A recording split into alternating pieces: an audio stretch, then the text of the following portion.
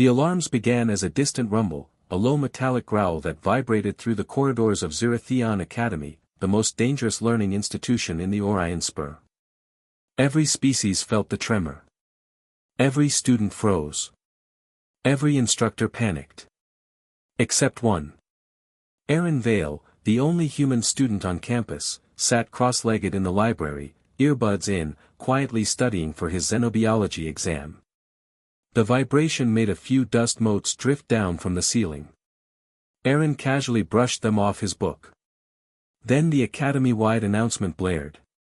Containment breach, specimen KRA-09, the red MAW, has escaped. Evacuate immediately. Every species knew the name. KRA-09 wasn't just a creature, it was a living extinction event. 12 meters tall, plated hide, plasma-resistant muscle, and a roar that cracked reinforced alloy. It was bred to be a weapon before the war ended and stored in stasis after. No one had ever survived contact with it. No one. Aaron removed one earbud. Huh. That sounds bad. Down the hall, terrified students of various species sprinted past, Tauren screeching, Vorskins clattering on their armored limbs, a floating pair of Zil engineers panicking in ultrasonic waves. Human, an instructor shouted, spotting him still seated. Why are you still here? Run. Aaron blinked. Library's the safest place, books don't explode. The instructor stared at him as if he was insane, which, by galactic standards, humans kind of were. 5 decks below, the red maw shattered through blast doors like they were thin ice. Chains snapped. Sedative darts sizzled harmlessly against its hide.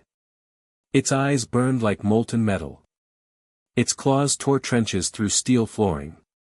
And then it caught a scent. A curious one. Warm. Organic. Human.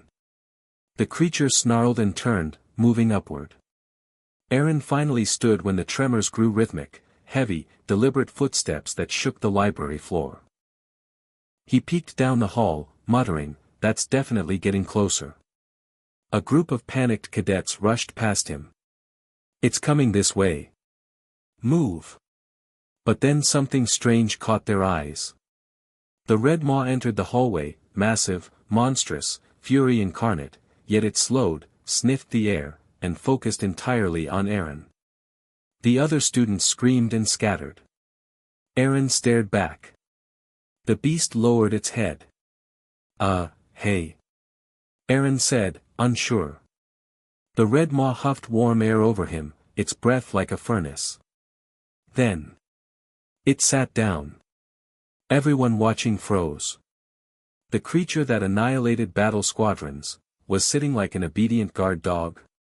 A trembling Tauren shouted, "Human! What did you do?" Aaron shrugged helplessly. "I didn't do anything. I was studying." The beast leaned closer, rumbling deep in its chest, protective, almost affectionate. It placed one giant clawed hand behind him like a living barrier, shielding him from the others. Security soldiers arrived, weapons raised. "Move, human. We need to neutralize it." But the instant a weapon pointed toward Aaron, the red maw roared, a sound that shook the ceiling tiles and made the soldiers drop to their knees.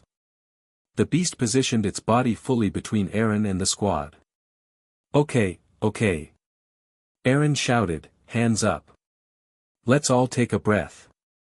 Preferably not the corrosive kind." The red maw stopped growling but kept him tucked safely behind its massive forearm. Hours later, after containment teams surrounded the hall, the academy dean arrived, an elder Delvaxian whose crystalline body pulsed with stress.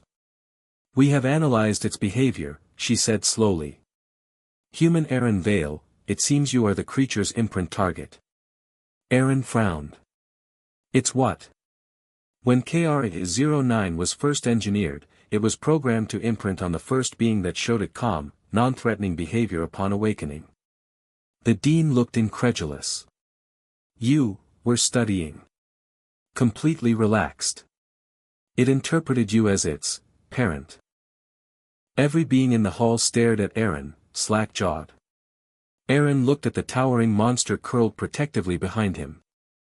"Oh," he said weakly. "Great. So I'm a mom now." The red maw rumbled happily and nudged him with its horned snout.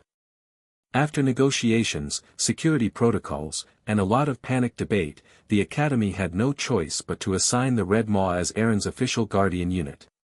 Wherever Aaron went, the beast followed, looming, silent, watchful.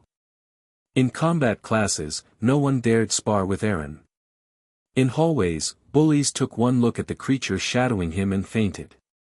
During exams, the proctors had to politely ask the red maw not to growl at students sitting near Aaron.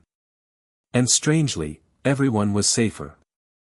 The Academy's most feared creature had become its most loyal protector, devoted to the one being who treated it not like a monster, but like something normal. The galaxy learned a new rule that day.